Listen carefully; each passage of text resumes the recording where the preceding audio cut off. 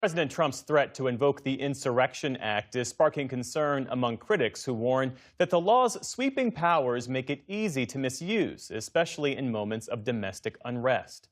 To help us understand what's at stake, we're joined now by Elizabeth Goitein, Senior Director of the Liberty and National Security Program at the Brennan Center for Justice. Thank you for joining us.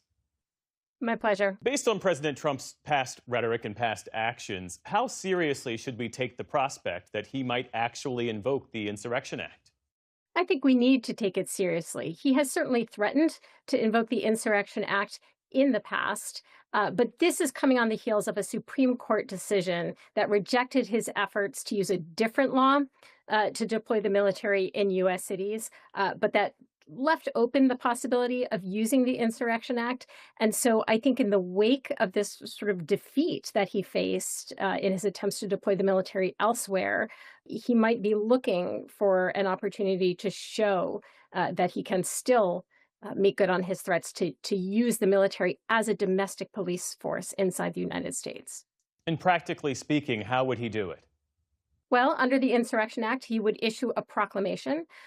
And then he would have the authority, at least unless the courts held that he didn't, to deploy either active duty troops or to federalize the National Guard and deploy National Guard forces. And under the Insurrection Act, he can, at least in theory, use them to conduct law enforcement activities. So the Insurrection Act is generally considered to be an exception to the Posse Comitatus Act, and that's the law that normally prohibits federal armed forces from engaging in civilian law enforcement. How often has the Insurrection Act been used, and in what situations? It's been used very sparingly, and I should say that even though the law on its face is written in vague and archaic language that seems to give the president quite a bit of discretion, the Department of Justice has long interpreted it more narrowly and has opined that it should only be used as a last resort. And in keeping with that approach, presidents have invoked the Insurrection Act only about 30 times in our nation's history. And in virtually every one of those instances, either a governor requested assistance because state and local law enforcement were completely overwhelmed, or the state itself was actively obstructing federal civil rights laws. If a president were to deploy federal troops to a state like Minnesota over the objections of the governor and local officials, what would that mean legally? Where does state authority end and federal power begin? Well, the president has the authority to federalize National Guard forces and remove them from state command and control when authorized by statute.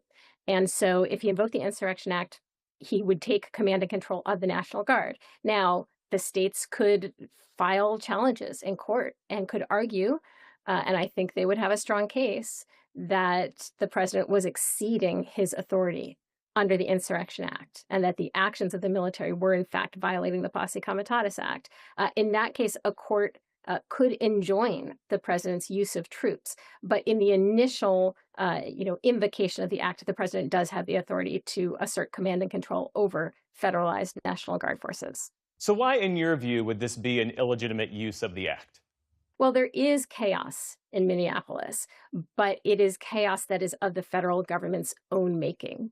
The vast majority of the violence and lawlessness in Minneapolis is coming from ICE.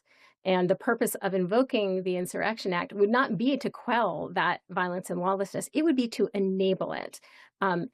That is clearly an illegitimate use of the Insurrection Act. And more than that, it would set an incredibly dangerous precedent. And that plays into what critics argue, that the deployment of these ICE agents to Minneapolis and the protests it sparked, that this was all just a test case to justify invoking the Insurrection Act and potentially deploying the military to Democratic-led cities in this election year. That was the plan all along, that immigration enforcement was really just a pretext, to which you would say what? Well, the president has certainly been very clear that he does not view the use of the military in U.S. cities as a last resort. He actually has said that he thinks that U.S. cities should be training grounds for the U.S. Armed Forces. And if you look at the last 9 presidencies combined, not including the first Trump administration, presidents have deployed troops to quell civil unrest or enforce the law only twice. President Trump has deployed troops or requested or attempted deployment of troops 7 times in his first year in office. So he certainly intends to use the military very differently from the way that presidents have used it in the past and the way that the law has been interpreted to permit the use of the military in the past. Elizabeth Goitein with the Brennan Center for Justice. Thanks again for your time this evening. Thanks for having me. Hey, just a minute before you move on, I want to say thank you for watching and for supporting us. It's you, all of our viewers, our readers, and our listeners who make everything that we do possible. So thank you from everyone here at PBS News. Support journalism you trust. Support PBS News. Donate now, or even better, start a monthly contribution today.